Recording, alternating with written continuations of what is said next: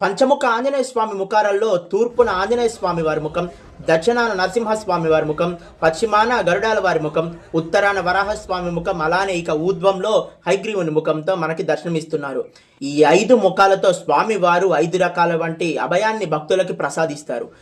తూర్పు దిశగా ఉన్నటువంటి ఆంజనేయ ముఖాన్ని దర్శించడం వలన పాపాలన్నీ కూడా నశించిపోతాయి. దక్షిణ దిశగా ఉన్నటువంటి నరసింహస్వామి వారిని దర్శించడం వలన శత్రునాశనం జరుగుతుంది. పడమటి దిశగా ఉన్నటువంటి గరుడాల వారిని దర్శించడం వలన ఎంతటి కఠోర విషాన్నైనా కూడా నిర్మూలిస్తుందంట. ఉత్తరాన ఉన్నటువంటి వరాహస్వామి వారి ముఖాన్ని దర్శించడం వలన గ్రహదోషాలన్నీ కూడా తొలగి అష్టైశ్వర్యాలు ప్రాప్తిస్తాయంట. ఇక ఊర్ధ్వంలో ఉన్నటువంటి హయగ్రీవ స్వామి వారి ముఖాన్ని దర్శించడం వలన కార్యసిద్ధి, విద్యాబుద్ధులు, అలానే సంతానం కూడా కలుగుతుంది.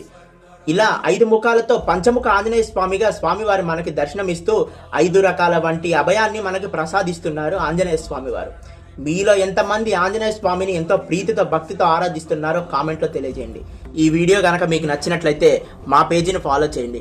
అలానే దైవాల గురించి కానీ, పురాణాల గురించి కానీ, చరిత్ర గురించి అయినా కూడా మీకు ఏదైనా విషయం తెలుసుకోవాలని ఆసక్తిగా ఉంటే నాకు మెసేజ్ చేయండి.